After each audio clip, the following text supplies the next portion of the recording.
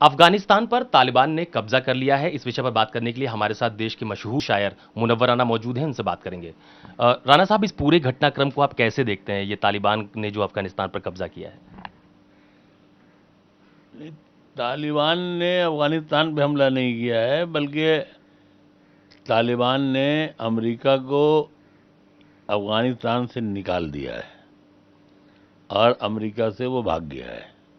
America वहाँ से भाग गया है और अफगानियों को 3 करोड़ अफगानियों को उनके रहमो करम पर, यानी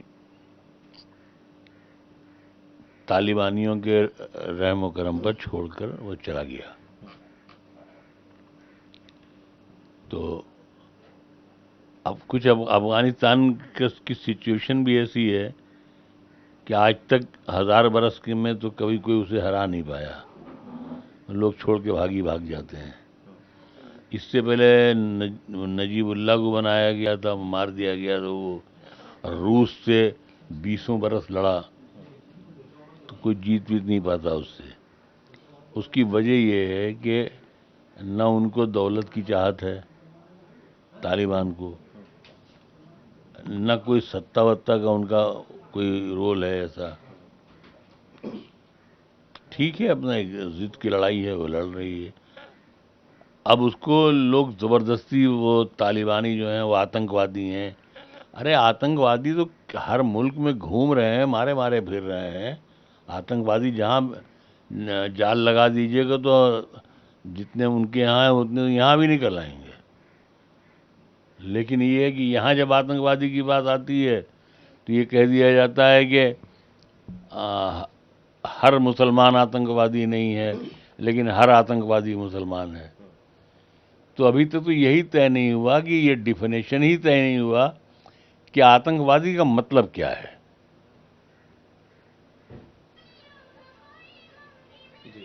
ये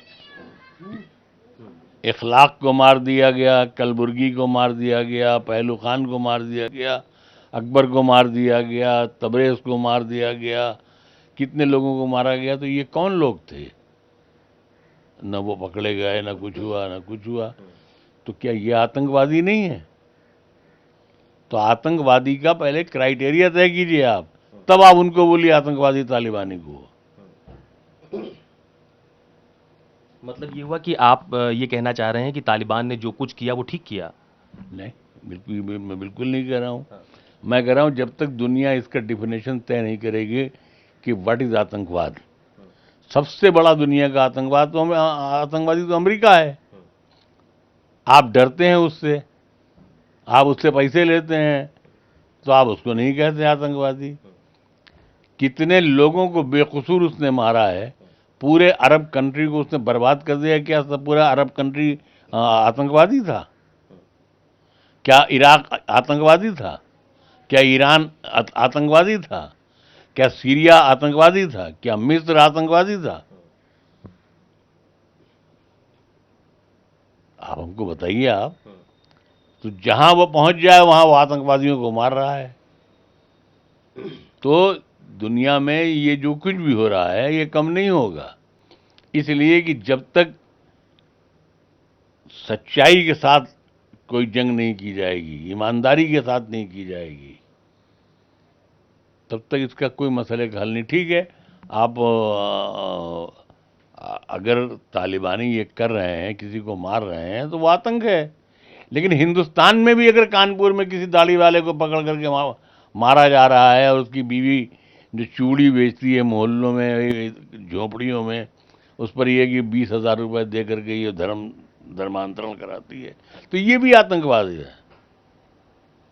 ये जो दिल्ली में जंतर मंतर में जो सब गालियां बक रहा है, मुल्ले मारे जाएंगे और ये होगा, वो होगा, वो होगा, कोई पकड़ा नहीं गया, कुछ नहीं हुआ, किसी को सजा नहीं हुई। बस ऐसे ही नाम नेहाद यूँ पकड़ा गया। माफ़ कीजिएगा, ये जो इस तरह के लोग हैं थाने में मेज पे बैठ करके बात करते हैं दरोगा से। किस तरह के लोग? ये जो इस किस्म के पकड़े जाते हैं जंतर मंतर बहन, तो ये वहां बैठे रहते हैं, मेज पे बैठते हैं, और भाई दरोगा चाय मंगाओ। तो आप तो खुद आतंक को आप बढ़ावा दे रहे हैं। आप आतंक के बारे में क्या बात कर रहे हैं? अच्छा, ये तालिबान के आतंकी नेटवर्क की भी खूब चर्चा होती है, इसको कैसे देखते हैं आप? देखिए ऐसा है कि ये पैदाइशी तो आतंकवादी नहीं थे ये। जिस तरह ये जो चंबल में लोग जाते हैं, तो ये पैदाइशी तो चंबल में नहीं हुए, चंबल में पैदा तो नहीं हुए थे। जब जमाने ने उनके साथ, उनकी बहन के साथ, उनकी बेटी के साथ, उनके ताऊ के साथ गलत सलूक किया, तो वो बीहड़ में उतर गए, वो चंबल वाले हो गए। इसी तरीके से ये नक्सल जो हैं, तो नक्सल ऐसे तो नहीं बन गए कि साहब वो सड़क पे जा रहे हैं नक्सल बन गए। जब उनके साथ जुल्म हुआ, जब उनकी ज़मीनें छीनी जाने लगी, जहाँ से वो हज़ारों साल, कई कई 2-2 हज़ार साल से आबाद हैं जिन पहाड़ों पर, अब वो पहाड़ भी छीन लिए जाए, ज़मीन भी छीन ली जाए, नाइंसाफ़ी भी हो। एक आवाज़ मुक़द्दर की यही है तक़सीम, सुबह नो तुझको मिले, मुझको सियाह रात मिले, गर खुदा है तो उसे भी न गवारा होगा, एक सोने में तुले एक को खैरात मिले। तो उसी तरह से ये तालिबान कोई कौम तो नहीं थी ना। ये जो सताए हुए लोग थे, रूस के, अमेरिका के, ब्रिटिश के, फ्रांस के, उनके जो सताए हुए लोग थे, उन्हीं का, सताए हुए अफगानी, उन्हीं का एक हिस्सा जो है वो चंबल में उतर गया। जिसे आप कहिए, अब आप कह दीजिए तालिबानी या आतंकवादी या कुछ भी कह दीजिए आप। चंबल वाले को तो आप डाकू कहते हैं। तो कितना जायज़ मानते हैं इस पूरे घटनाक्रम को, जो तालिबान ने किया अफ़गानिस्तान में? नहीं, तालिबान ने कहाँ किया, अमेरिका ने किया। 20 साल बॉम्बिंग की, भाग गया।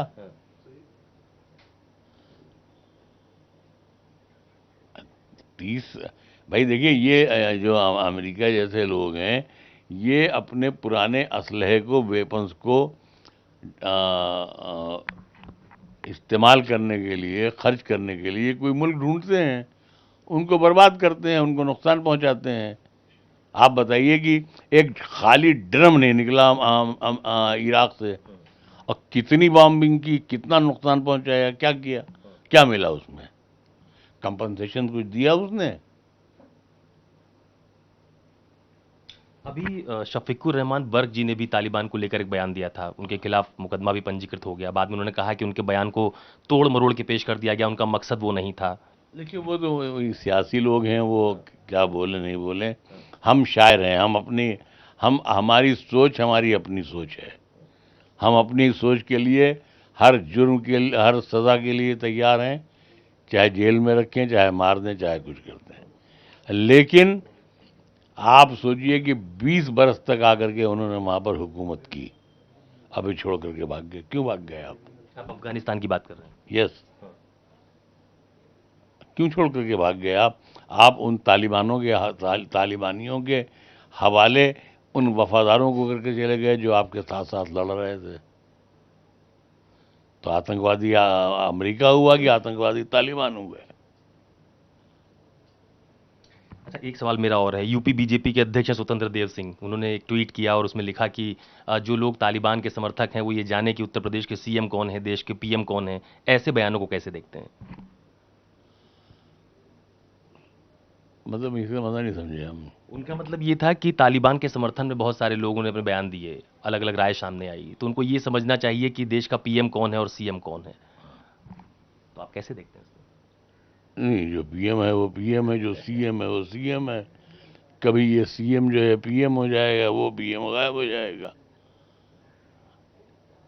और ये कोई दूरबीन लगा के देखने वाले तो है नहीं, ये तो सब ऊपर से नीचे से दिखाई देते हैं। आप अपने बयान पे कायम है तालिबान को लेकर जो आप कह रहे हैं?